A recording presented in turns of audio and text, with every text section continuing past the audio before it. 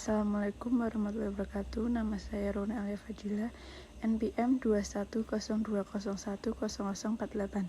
Saya akan mempresentasikan fikih peradilan. Yang pertama tentang al-qada.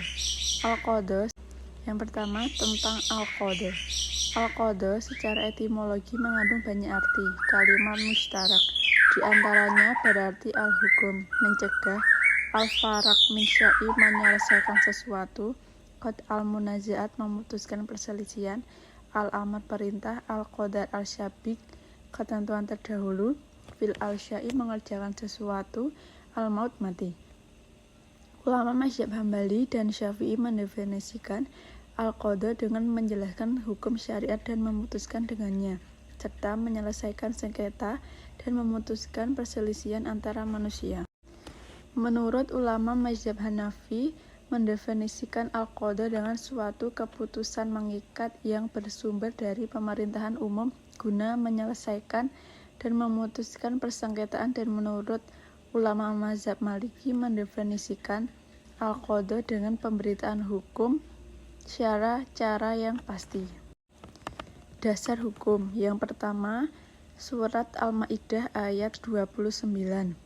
Sesungguhnya aku ingin agar engkau kembali dengan membawa dosa membunuhku dan dosamu sendiri, maka engkau akan menjadi penghuni neraka, dan itulah balasan bagi orang yang zalim. Yang kedua, surat An-Nisa ayat 65. Maka demi Tuhanmu, mereka tidak beriman sebelum mereka menjadikan engkau Muhammad sebagai hakim dalam perkara mereka perselisihan, sehingga kemudian tidak ada rasa keberatan dalam hati mereka terhadap putusan yang engkau berikan, dan mereka menerima dengan sepenuhnya. Dasar hukum yang kedua yaitu hadis. Dari Amru bin As, sesungguhnya beliau mendengar Rasulullah SAW bersabda, kemudian jika seorang hakim memutuskan perkara, maka bersungguh-sungguh atau ijtihad. Kemudian jika benar maka baginya 2 pahala. Dan jika seorang hakim menghukumi dan bersungguh-sungguh kemudian salah, maka baginya 1 pahala. Yang ketiga, ijma. Ijma yaitu bahwa menurut Ibnu Qudamah disyariatkan untuk mendirikan peradilan Islam, disepakati oleh seluruh umat Islam. Hukum mendirikan peradilan Islam.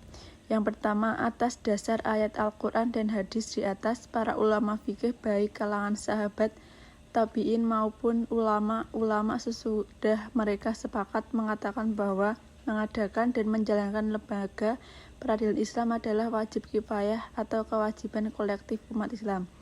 Yang kedua, alasan yang dikemukakan ulama fikih dalam mewajibkan penunjukan dan penetapan hakim ini adalah firman Allah dalam surat An-Nisa ayat 135. Oleh sebab itu, para ulama fikih menyatakan bahwa lembaga peradilan merupakan lembaga yang tidak terpisahkan dari tugas-tugas pemerintahan umum. Hikmah peradilan Islam. Yang pertama, untuk menjaga hak. Yang kedua, menegakkan keadilan. Yang ketiga, mengalahkan kebatilan. Yang keempat, penjagaan hak jiwa, harta, dan kehormatan. Sekian presentasi dari saya. Apabila ada kesalahan, mohon dimaafkan. Wassalamualaikum warahmatullahi wabarakatuh.